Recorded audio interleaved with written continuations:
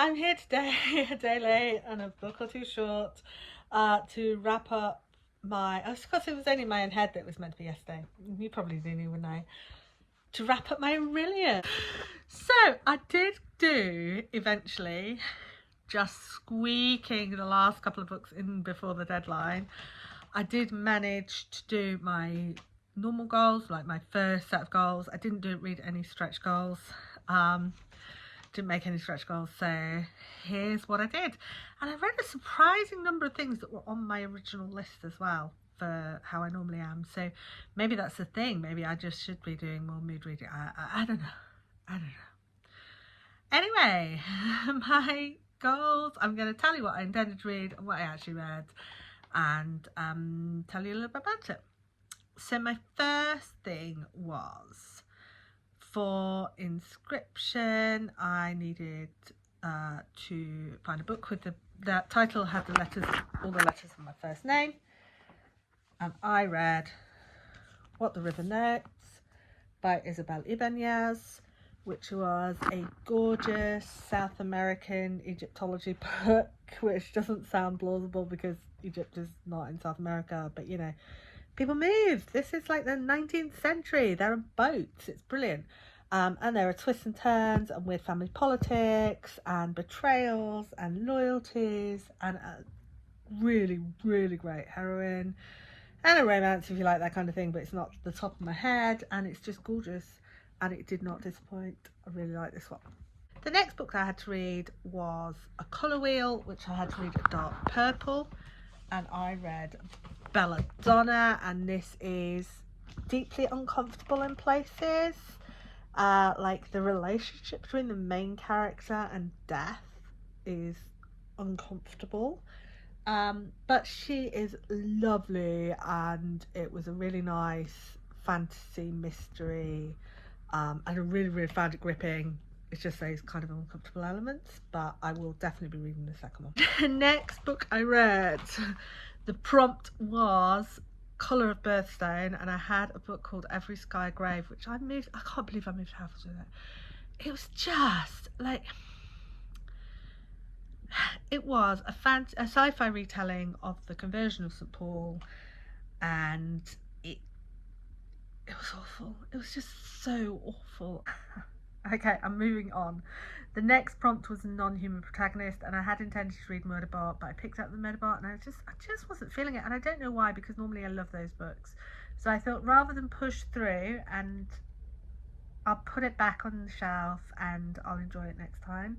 So because I was in that kind of cozy headspace, I read Rainbow Dash and the Daring Double Do Dare by G.M. Barrow, and it was everything I needed at that moment. So if you're feeling like you need ponies and love and friendship is magic and all that stuff, G.M. Barrow. G.M. Barrow.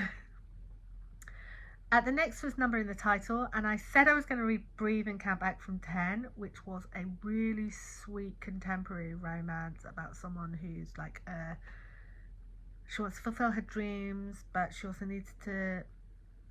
I really can't explain how it is without being spoilerish, but it was really sweet and it was really lovely, and the protagonist was lovely and her friends are lovely, and there's a great, really sweet romance in it, and I liked it. But I read it before the start of the month because I decided not to wait.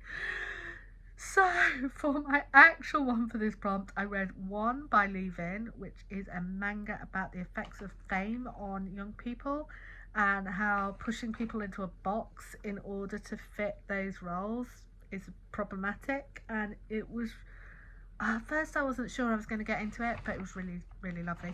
The only thing was, as a manga, it really confused me. It read left to right, and I was like, no. But apparently, if you don't have a problem with reading in the normal English way to read, and you're reading in English, you'll be fine.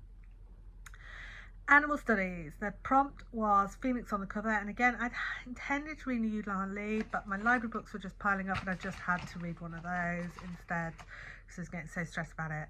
So I read The Night Ends with Fire, which is a Mulan retelling, and yeah, perfect.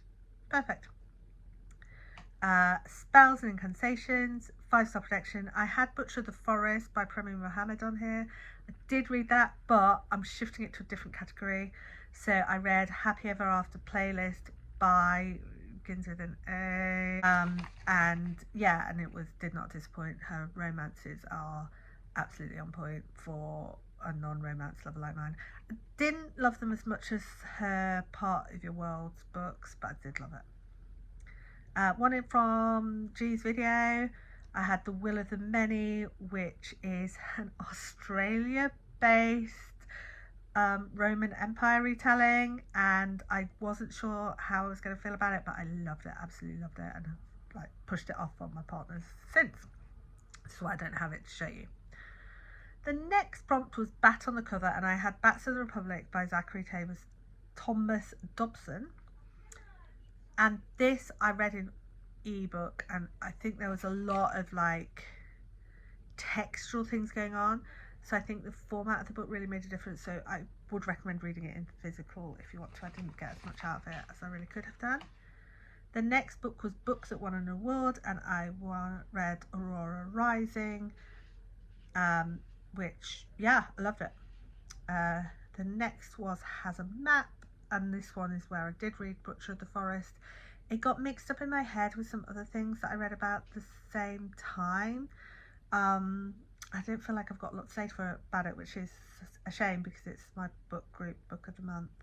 So I'm going to have to find something to say about it. But yeah, I'll be reading more of Mohammed's work.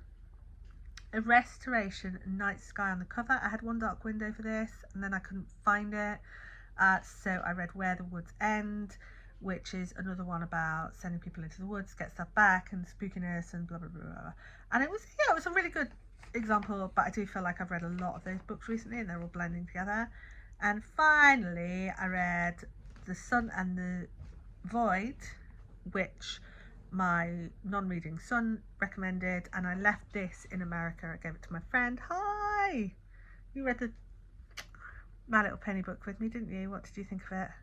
Good. Yeah, so I'm really not sure what I thought about it. It was kind of like gods and monsters and the invasion of Colombia, and as I say, I liked it enough to give it to my friend, but not enough to keep. And we will see you soon.